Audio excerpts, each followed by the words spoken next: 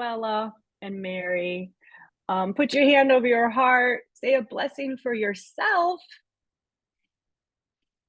Something you're grateful for, like one of your amazing gifts, talents. And then put the other hand on top of that one. Say a blessing for somebody else in your life. Somebody you love, somebody who may be struggling, somebody you're grateful for. Send them a blessing of love and gratitude. And then take a deep breath in, deep breath out. And again. There's new research on a yoga breath, and the research is super positive, super powerful to tone our vagus nerve. We want good vagal tone because the vagus nerve is attached to all the organs in our body and obviously the nervous system. So it helps us function better on very many levels when our vagus nerve is happy. So how do you do it? You take 2 breaths in, 2 inhales, and then sigh out the mouth for 5 or 6 counts. 2 inhales, one right after the other. Sigh out the mouth, 5, 4, 3, 2, 1. And keep going. 2 inhales.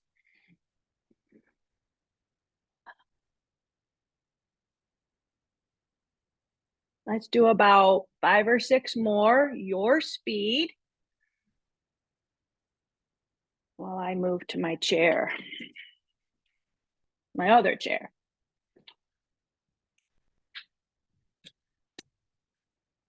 Preferably those inhales are through the nose, but make sure you feel like you're getting enough air always. If ever we're not feel like we're getting enough air, then that is not good. The nervous system will start to become anxious. One more. Double inhale. Exhale slowly through the mouth. All right. I don't like that stream of light. That doesn't look good on the camera. Okay, feel your feet attached to its supports, the ground. Wiggle the toes as best you can. You can peek at them and smile at them and wiggle the fingers. We're going to begin today's class with a Douyin. Douyin is ancient Chinese medicine, getting all the acupressure points on our meridian lines. Take your left hand, everybody raise your left hand so I know you know your left hand, and then cross it over to the right side of the body. We tap on the right side of the body. So some people like a flat hand, a cupped hand to do this. Some people like a fist. I like a fist as long as you're not clenching your fist too tight. Tap the side of the neck and top of the shoulder. Hold the right arm out and tap down the right arm. And we're tapping down the dark side of the arm where we get the most sun. And then go to your fingers, tapping on the backs of the fingers. Flip the hand up and tap inside the palm. And you can tap a little firmer on the palm. You don't have to, but you may. And then up the inner arm, the more fragile part, the lighter skinned part. Up, up, up, up, up. Raise that arm up and tap into the armpit.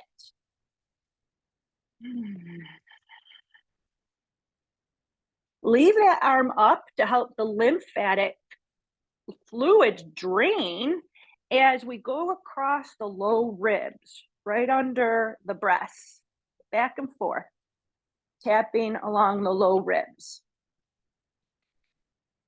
Make sure you breathe. Breathing is not optional. Now, both hands tap the chest, back and forth on the chest.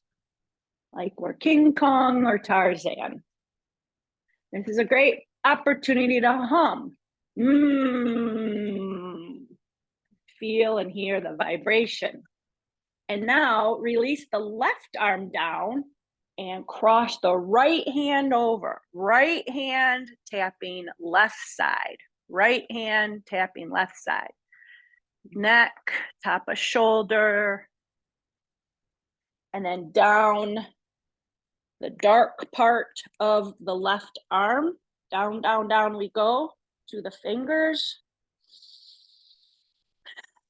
After you tap down the fingers, flip the palm up and tap in the palm. And then up the lighter side, inner elbow side. Up, up, up, into the armpit.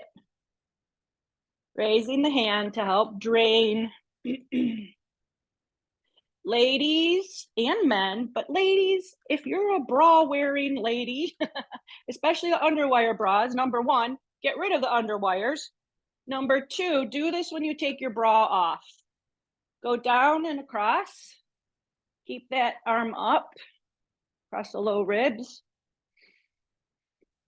Those underwires constrict the flow of lymphatic fluids and blood. We don't want to constrict flow. We want flow. And then the chest, both hands. Now separate the hands. This is the awkward part for me anyway, and go down the sides of the body. Pretend you're a stuffed animal and you're tapping now on the side seams where we would be sewed up. Down the side of the waist, sides of the hips, sides of the thighs. And here we are at the large intestine meridian. Really nice place to massage along the side seams of the thighs, outer thighs, for digestive health. Go down as far as you can reach without doing a somersault off your chair. And then travel over to the insides of the legs. Traveling up, up, up the inside seams of the legs. And when you get to the thighs, here we are at the small intestine meridian. All our small intestines need help. And then our tapping continues up the right belly, right side of the belly, across and down the left side. So we're making a circle, up the right, down the left, up the right, down the left. Now, I don't like the tapping here, so I just rub my belly, like and pretend I'm Buddha, rubbing the belly. You can tap for sure, but you don't have to. I had surgery there, so it feels weird on my scar. I mean, not that you need to know that, but we do need to honor what our body's telling us. We do need to figure out what works best for our individual constitution. This is the sea of energy, by the way, rubbing our sea of energy. And then the hands separate and go to the low back. And we're making a circle with each hand on each side of the low back. The kidney region, sea of vitality. And here I like to use my knuckles, but you can use your flat hands. Doesn't matter, as long as you're rubbing the low back. And then we go to the sea of tranquility, the heart. The hands can be in prayer position, Anjali Mudra, or we can have flat hands. And we go the opposite direction of the belly. We go up the left, across and down the right. Up the left and down the right. The sea of tranquility. Peace, love.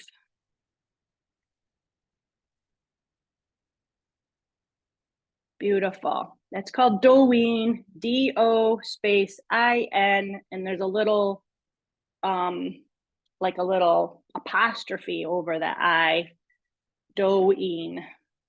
Good. All right, pause with your palms face up on your lap And find your seated mountain now. If you haven't already, always returning to seated mountain, feeling the sit bones connected to the chair seat, feeling a lift and reach up through the crown of head, feeling the pit of the belly is toned to support the posture. Seated mountain, strong, stable, symmetrical.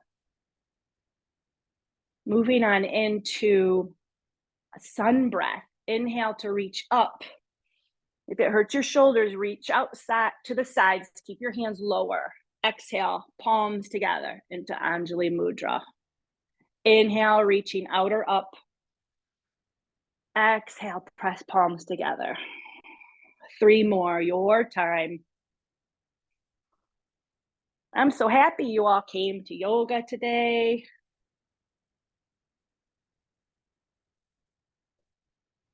So nice to practice with crazy fun people like you. Awesome. Awesome. Hands to the lap. Let's take some cat-cow. Arching, belly and chest reach forward, arch in the back, and then pull the belly back round. Keep going. Inhale and exhale. Timing the breath with this or not. We're always cueing the breath as frequently as possible. For those who have practiced so much, they're ready to link the breath with the movements. It makes it a little more of a meditative practice then. But it absolutely does not have to be linked to movement. Don't get hung up on that, please. Awesome. After cat-cow, let's return to seated mountain. Let's place our hands on our shoulders and tilt to one side. But think more about that higher elbow and shoulder reaching, lifting. So it's a lift as we tilt. And then back to center. Strong pit of the belly is zipped up. And then tilt to the other side. We're lifting. And then back to center. Couple more times each side.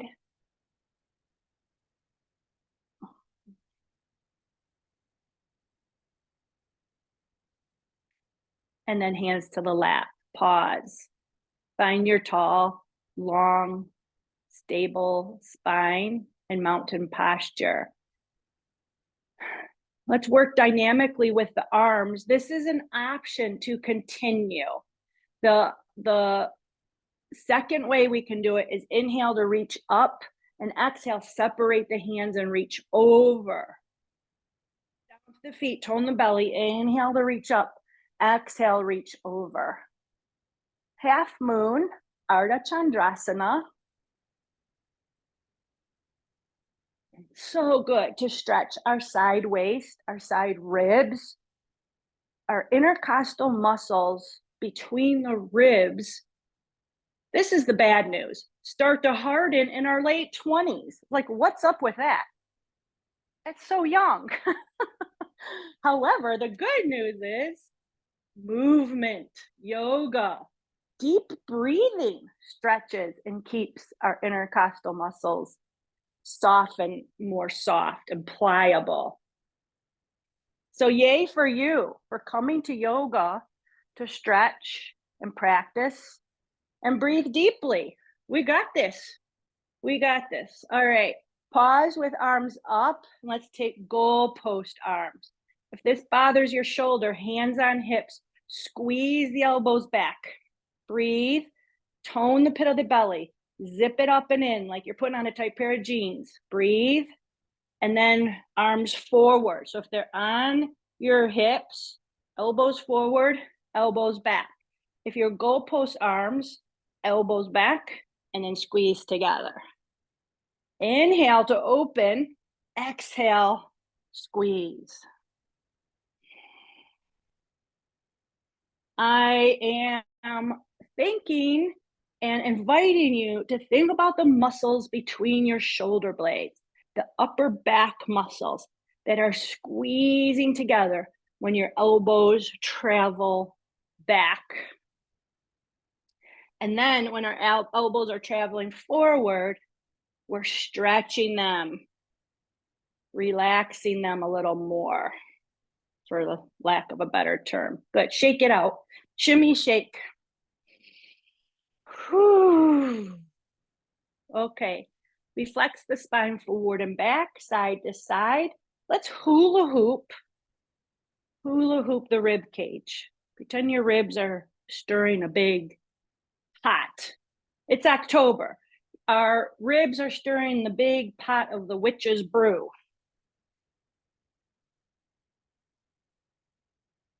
And then change directions. This is good to do. We don't do this much. When's the last time we've hula hooped? 1963? That was last century. All right, pause in middle, feel you're tall. I bet you we're all taller after those spinal movements. Let's pinch the first finger and thumb together, Gyan Mudra, and reach one hand forward, one elbow back. So the waist is twisting a little bit, and then we change. We're jogging. I do this one almost every practice. It's all part of my spinal warm-up series. I like to lift the opposite heel just to start to get my legs involved with the program. It's optional.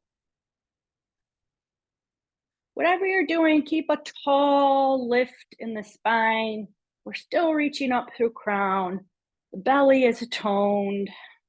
We're supporting the back muscles that we're now asking to twist a little bit. This is an energy balancer too, called the cross crawl. Let's transition right into the cross crawl and tap on the opposite leg. Maybe lift that opposite leg up towards the hand. That's optional. The energetic benefits are the same whether you lift the leg or not. Crossing the arms over to the other side is what gives us those benefits.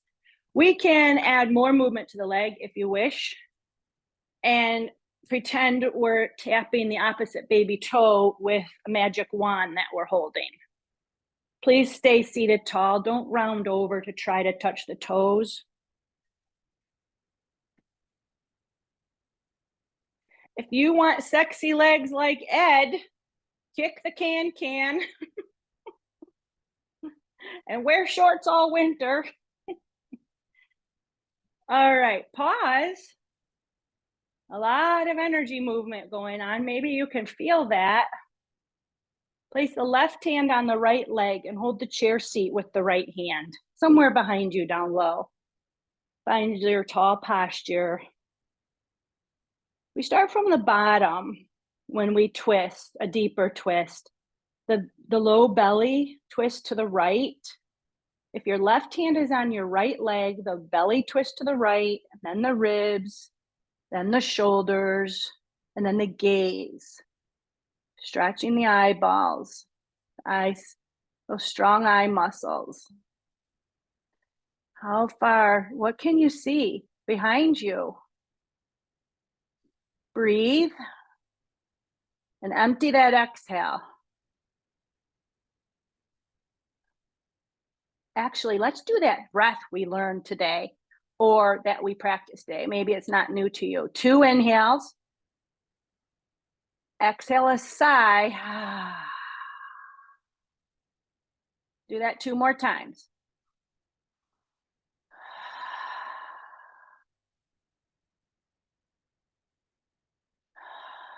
Good. Release the hands and allow the body to unwind. Changing sides. Right hand to left leg. Hold the chair seat with the left hand. Sit up nice and tall. Belly softens left. Ribs rotate to the left. Then the shoulders, then the eyeballs. Imagine that beautiful golden rope right from the tailbone up to the crown of head. lifting your spine nice and long. 5 of those double inhale, sighing exhales. Let's go for 5.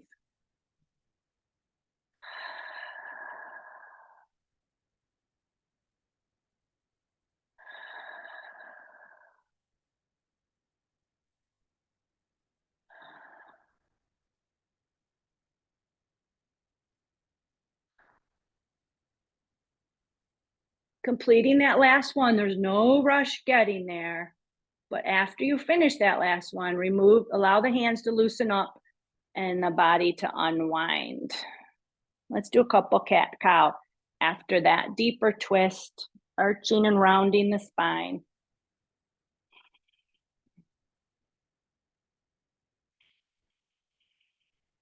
All right, very nice. Let's walk the feet forward.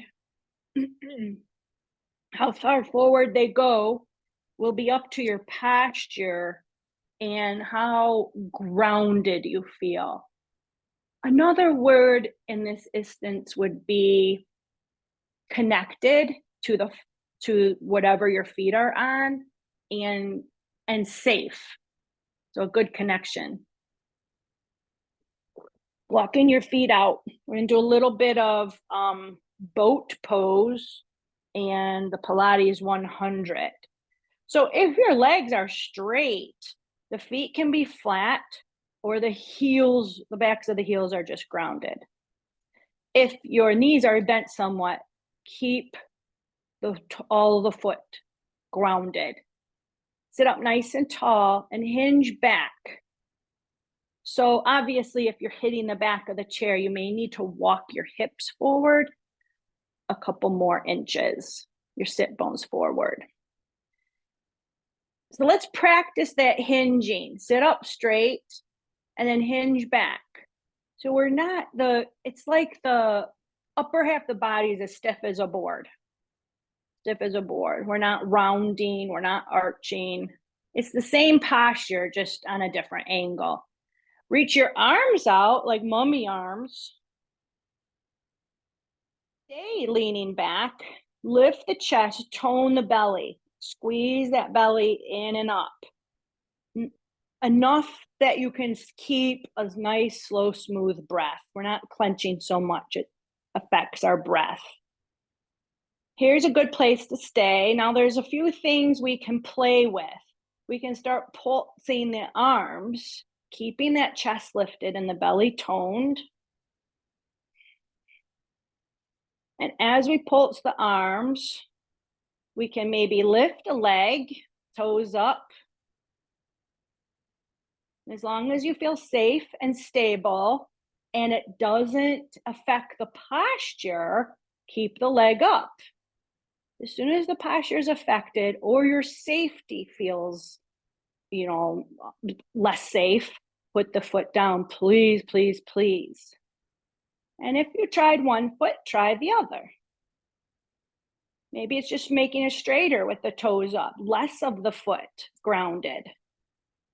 You do you. Play. Find your Goldilocks zone. Enough to perhaps challenge and grow you, but not too much it's harming. Good. Both feet flat now. We're coming into the home stretch. Pulse, pulse, pulse. Keep that chest lifted. And then hinge forward, sitting upright to seated mountain, hands on lap. Sometimes I wonder if that's an ab workout or a arm workout. It's both for me. All right. Very nice. Let's heel toe the feet wide. And then heel toe the feet back to parallel. Heel toe the feet wide. Heel toe the feet back to parallel. One more time, out and back. Take your time. Take your time. Meeting in seated mountain with parallel feet. Now we're going to keep the parallel feet. So if you are a skier, you'll have this will be will be familiar to you. The fronts of the feet move right, and then the heels. So we're keeping the feet parallel, and then the heels move left, the tops of the feet move left. Keeping the feet parallel. This reminds me of like a zigzag for some reason.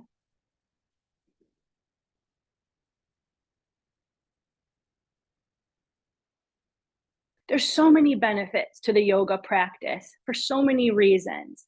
And one of the many reasons is we come to our chair, our yoga mat, we come to our practice with different teachers, different days. We're asking our body to do things it normally does not do in any typical given day, which is good for our balance. It improves our balance. It improves our flexibility. And it improves our neural pathways. We're not using the same pathways day in and day out. When we're asking our body to do something new, it's switching up the neural connections. All right, good job, everybody. Back to parallel. Let's heel toe the feet wider, knees wider. It doesn't have to be super duper wide, a comfortable distance apart. Let's take wide-legged sun salutations. One breath to center. Big inhale, big exhale. Next time you inhale, reach the arms out or up. Urdhva Hastasana, upward arms, and exhale, hinge forward. Hands will land on the lap to support the hinge. And then re-lengthen the spine, hinge deeper into Uttanasana, forward fold. The head can drop if you don't have glaucoma. Also, if you have untreated high blood pressure, it's probably not a good idea to drop your head just because you may be dizzy, too dizzy when you come up. The hands can lower.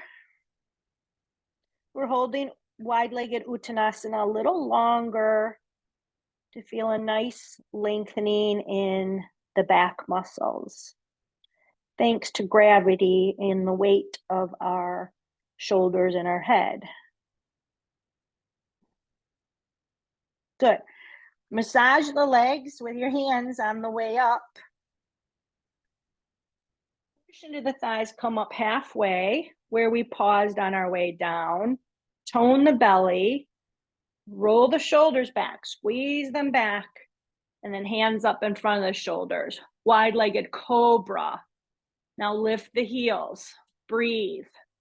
Tone the belly, tone the belly. Lower the heels, and then push yourself upright. Stare at the right thumbnail. And keep your head on straight. Neutral head, meaning the bottom of the chin is parallel to the floor. It's not lifted and it's not tucked. Follow that right thumbnail as your hand travels eye height to the right. This takes focus. We're improving our focus. Hand can't go any farther. Bring it back. We're still focused on our thumbnail. It took me a year to be able to do this and stay focused on my thumb. Okay, change to the left thumb. I had no idea how my lack of focus was until I started doing this. And I'm so pleased with how it's improved. At least when I'm staring at my thumbs. I don't know if it's improved in other areas. Travel back when you're ready. No, I think it has helped in other areas. When we're better at focusing, I think we're better listeners. And isn't that a wonderful gift you can give your families and friends, just to be a good listener? Shake it out. Sun salute number 2. We'll take a side bend before we fold forward. Inhale to reach out or up. Exhale, side bend. Remember, your hands can be on the shoulders or the waist. Inhale back to center. Exhale, other side. Inhale back to center. Exhale, hinge. Hands on lap eventually to support. Re-lengthen and go deeper with the hinge. Lowering the arms and the head. Let's hold the elbows. If there's room between your legs, you don't have to. Hold your elbows. Breathe.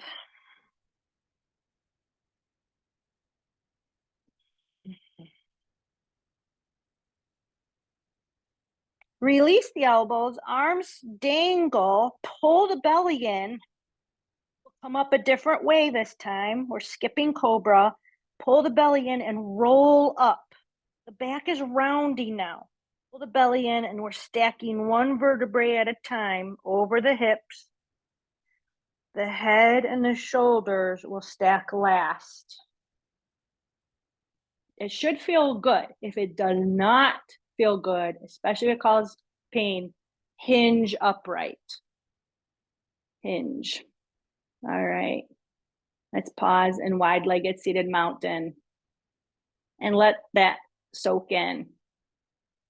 A lot happens when we do sun salutations. Round 3, same way with the side bends, Ardha Chandrasana. Inhale to reach out or up, hands on shoulders or waist. Exhale, over to the other side, back to center. Be tall, tall, tall. Keep that tallness as you reach to the other side. Inhale, center. Exhale, start your hinge, pausing halfway. Ardha Uttanasana. Ardha in Sanskrit means half. Lengthen. And then full Uttanasana.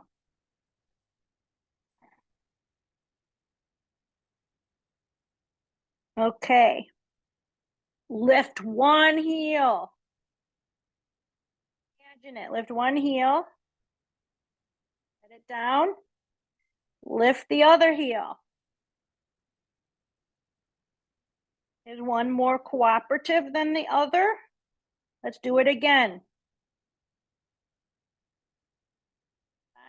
And then the other. Hands on the shin somewhere, the calves, rub briskly. And then the hands return to the lap. You can do the spinal roll up if you wish, if you like that, or come up to cobra. Pushing up halfway, tone the belly, hands up in front of the shoulders, squeeze the elbows back, and then push ourselves upright. And we'll probably all be meeting in seated mountain at the same time.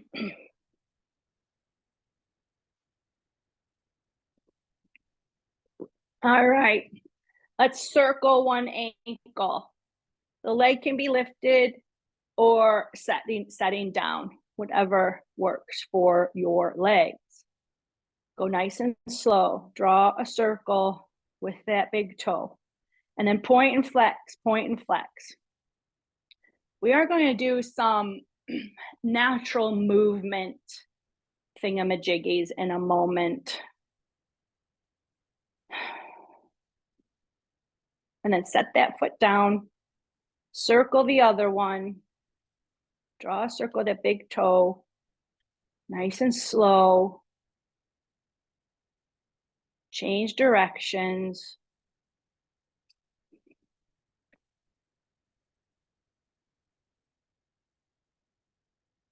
This will be, the option is to have this be standing, what's coming up, the natural movement section.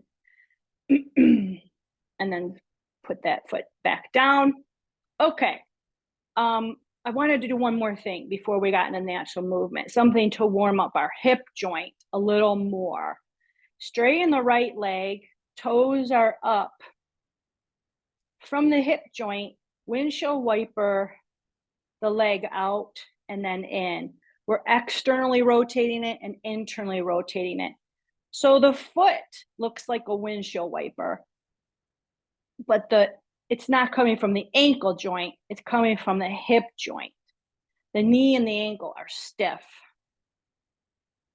Do your best. It may be a small range of motion. It maybe just straightening your leg is what's good for you today. All right, place that foot back and proceed to the other side. Windshield wipering the other leg. I wonder if wipering is a word. Windshield wipering. I suppose it would just be windshield wiping. I like that word, wipering. All right, from the hip joint.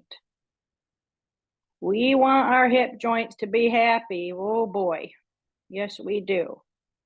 Okay, so let's practice chair pose, and we'll use chair pose as a transition to stand. That is optional. You do not have to stand. Your body will think it's coming to a stand regardless if you actually stand up or not. This posture is one of the most important postures we can practice as we are aging, because we're mindfully standing. We're not doing it automatically like we've done for so many years.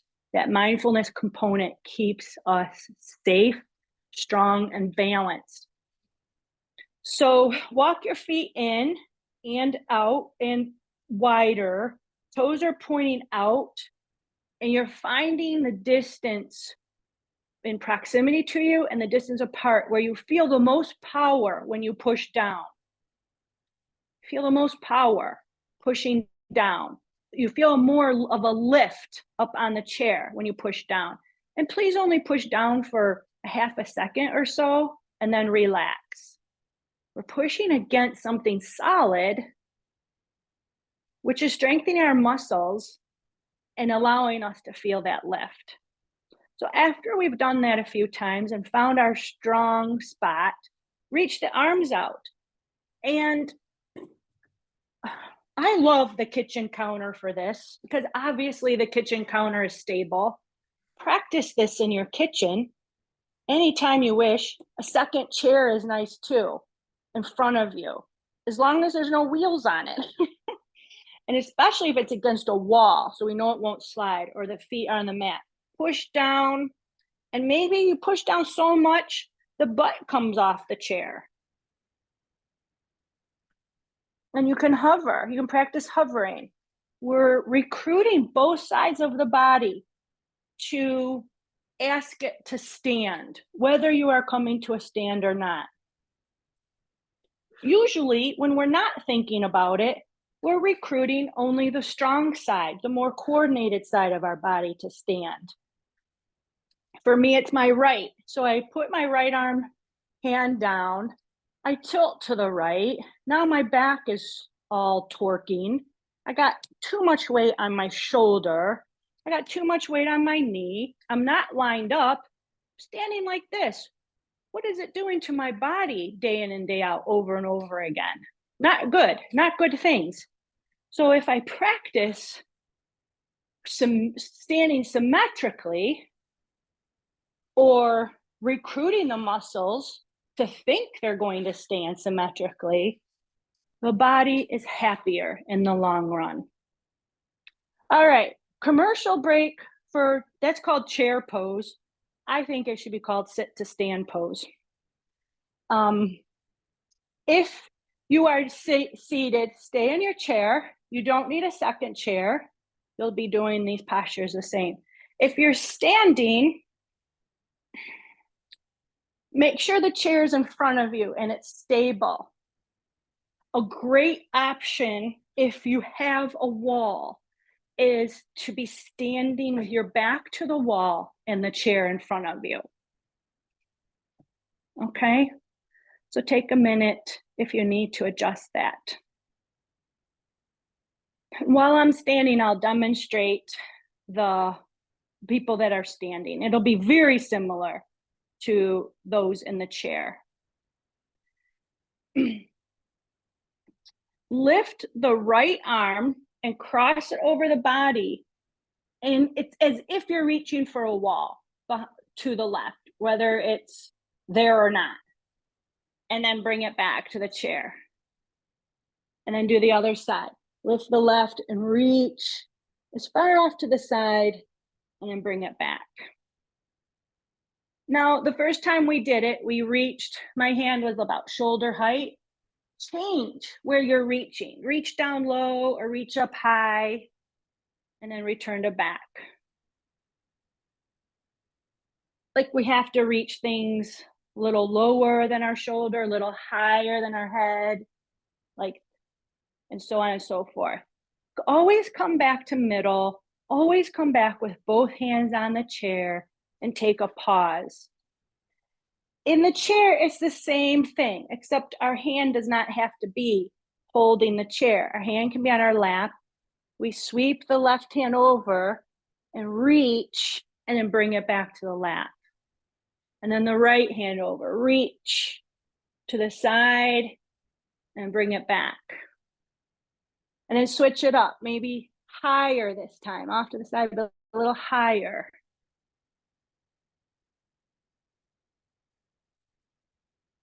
And then down low.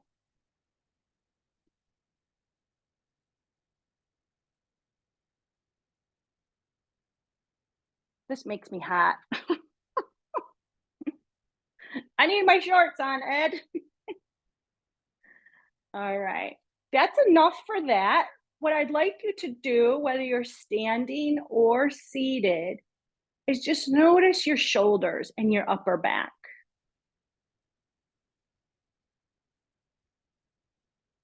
Just notice. Okay, while I'm in the chair, now we're gonna do the lower half of the body. While I'm in the chair, I'll demonstrate the chair. We're gonna lift a foot, cross it over, and touch the floor on the other side of that other leg. Then bring it back. Lift the other foot, touch it over. We're feeling the floor. Maybe reach out, cross over, but reach out farther. Then cross it over and reach closer in. You might have to slide around on your chair a little bit. Please stay on your chair. For the standers, both hands stay on the chair, please, please, please. And we cross over, touch the floor, and bring it back. Always bring your foot back to standing mountain, seated mountain. And try not to touch the same spot each time. Switch it up. Switch it up. Then we're gonna get fancy. We go behind, crossing behind.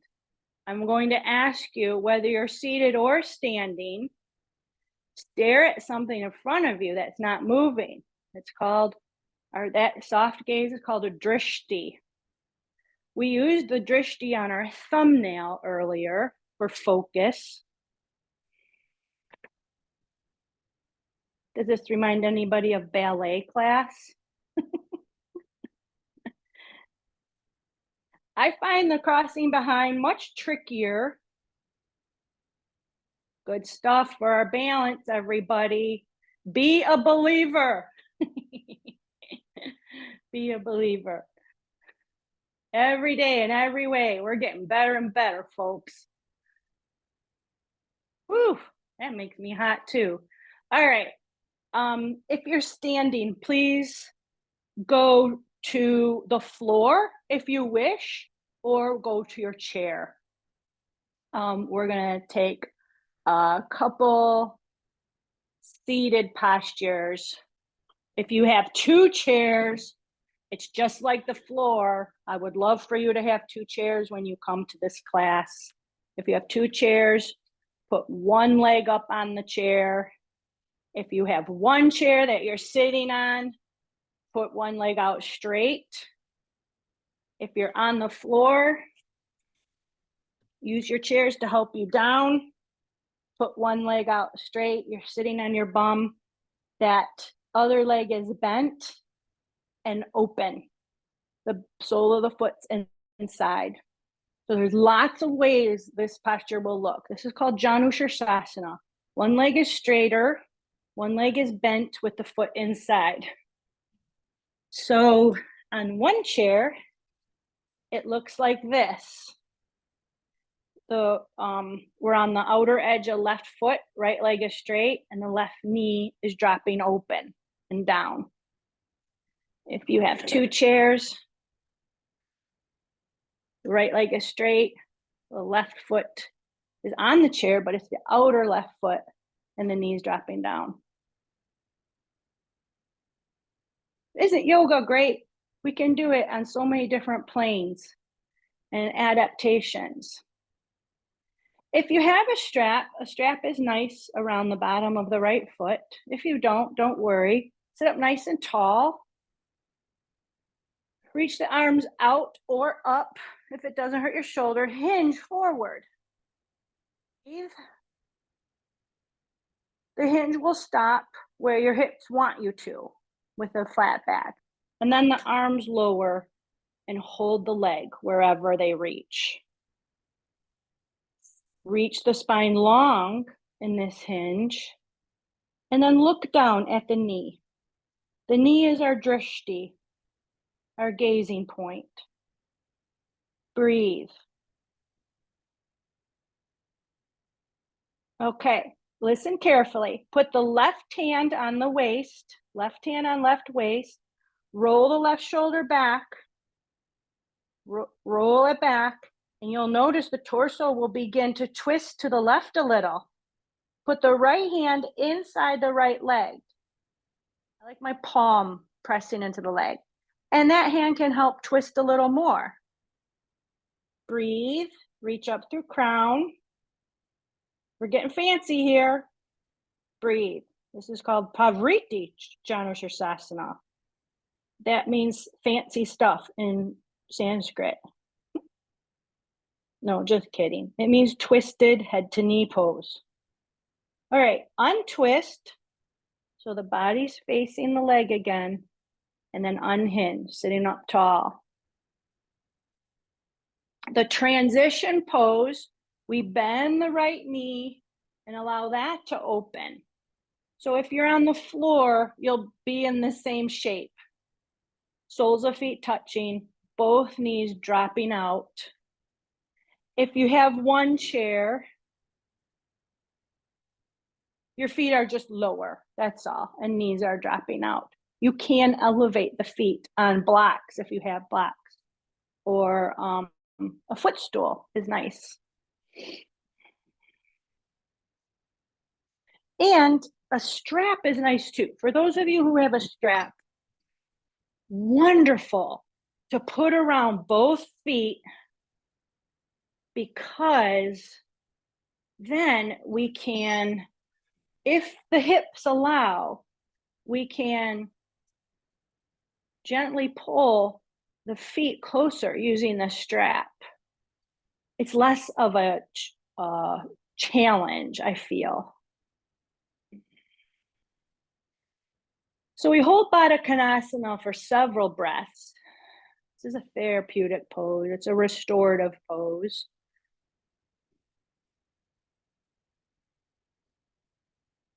While we're here, let's practice some pelvic floor exercises.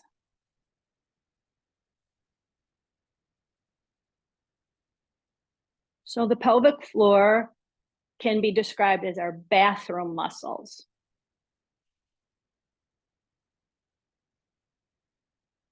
So without thinking about the breath right now, squeeze your bathroom muscles, like squeeze your pelvic floor. It may be towards the front, maybe more middle, maybe more back. Squeeze the pelvic floor and then release it without pushing.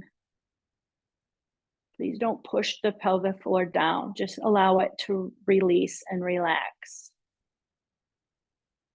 Some people who practice this and teach it describe it as an elevator action. So We close the elevator doors, squeezing those muscles towards the middle, and then lift the muscles up as if the elevator is lifting. And then relax. So I don't know if that analogy helps or not, but for some people it may. Practice that one more time. Gently squeezing the bathroom muscles in and up. And then allow them to soften without pushing. Okay, now we're going to do 3 more with breath. If that's too much, just practice the 3 more like we just did. Not a big deal. When we inhale, our diaphragm lowers and our pelvic floor lowers. So that's the release. We're not pushing. So on the inhale, just imagine that trampoline-like structure of our pelvic floor just softening on the inhale. On the exhale, we gently squeeze and lift. The trampoline is coming up, engaging. That's on the exhale. On the inhale, softens. 2 more if you're doing with breath. If you're not, you're on your own, buddy. We're all in this together.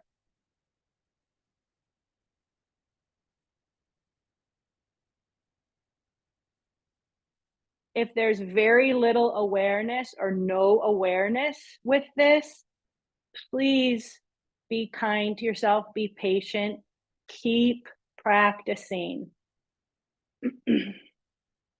When you're sitting on the toilet, it might be a good time to practice. It's not advisable to stop the stream of pee, but just to get awareness of what that takes, do it once and then practice it while you're not peeing. Okay, I know we're getting a little personal. Let's do Janushirasana on the other side. So straighten the left leg now. If you're, let's clear the sit bones. It's always nice to have the pelvis tilting forward and our sit bones attached. Now the right leg is attached inside the leg and the right knee is lowering towards the floor. If you want the strap around the left foot, loop it around the left foot.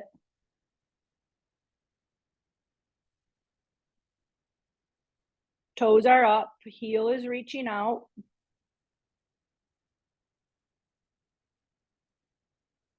We're just allowing the left leg to acclimate to this posture before we hinge.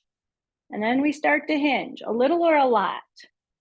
Some of you may be able to hinge very far. Some of us are not so far. It's just our anatomy. Our bone structure and our hamstrings have a lot to do with it. Breathe. So the drishti, the gazing point, can be the knee or the big toenail.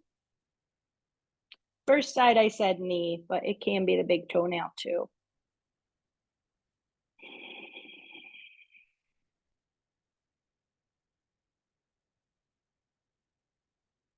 All right. Does anybody feel this in their low back?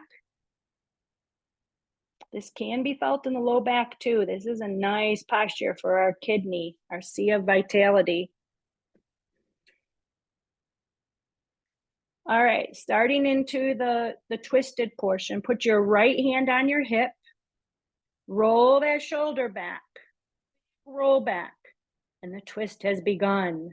Left hand inside the left leg, and there's a little nudge there, twisting a little deeper. Maybe the head travels right with the gaze. Breathe. Twisted Janushirasana. Good. Untwist, allow the body to look back forward and in the head, and then unhinge, coming upright. Second round of Baddha Konasana. Bend both knees. Press soles of feet together. Knees open. If you're on the floor, you can certainly lie down and have your legs in this position.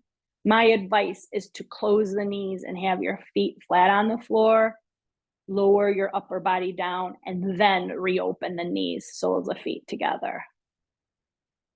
Your hips and lower back would appreciate your feet flat on the floor as you lower down. Breathe. Let's hinge forward. If you decided not to lay down, for those of us who stay seated, hinge forward and then allow the head to drop. So we're quieting down the brain. It's okay to round the back for a moment or two here.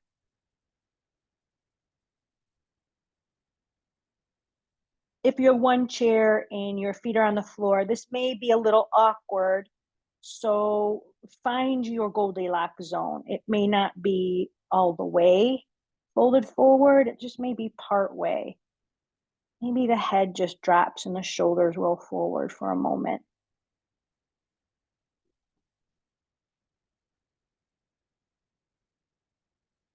All right. If you're seated, come on up. And whoever can reach the inner thighs with their hands, little baby feather dusting with the fingers, very light fingers, sweeping the inner thighs towards the knees. And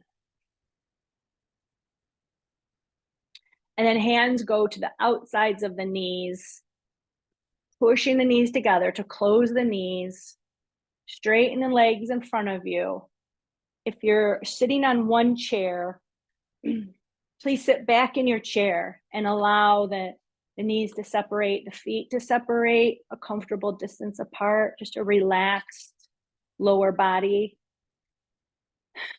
If you're lying on the floor or have two chairs, comfortable distance between the legs, toes pointing outward, they're just flapping out. Our spine is still long and tall, but we're supported either on the floor or the back of the chair. Find your most supported position for Shavasana, so you feel the most held, the most safe, because this is the ultimate posture, a letting go. We won't want to let go. Our nervous system won't want to let go if we don't feel safe. So that's the number one prerequisite in our final resting posture. It's comfort and safety. Comfort kind of goes with safety. We can't feel comfortable unless we're feeling safe. Palms up or palms down, whatever feels best for you. Eyes closed or almost closed, gazing down towards the tip of the nose.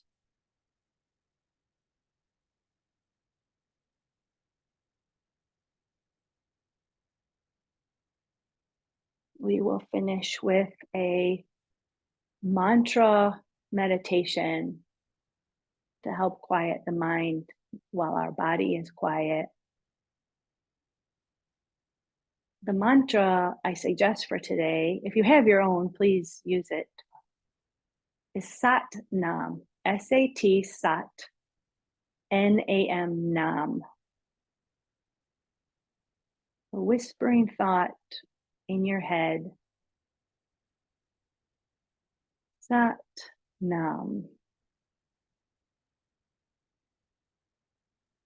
Sat Nam.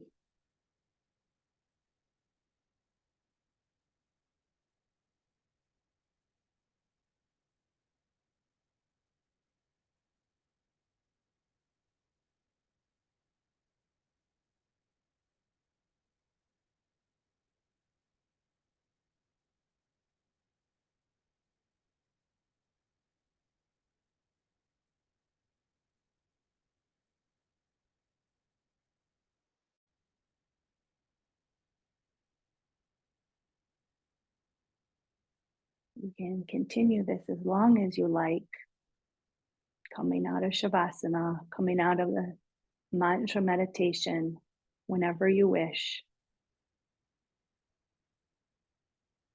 When you do choose to come out of Shavasana and meditation, please do so slowly.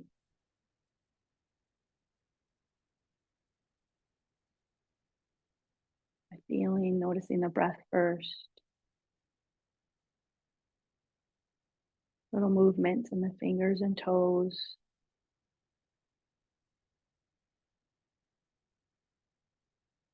Maybe the eyebrows. Eventually blinking the eyes all the way open.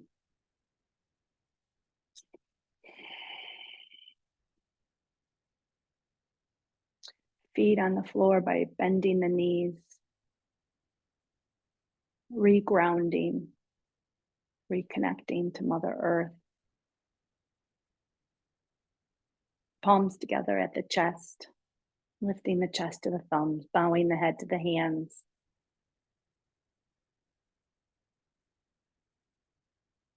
We bow with gratitude. Peace be with you. Love be with you. Joy be with you. May we all live like the lotus at home in the muddy water. Namaste.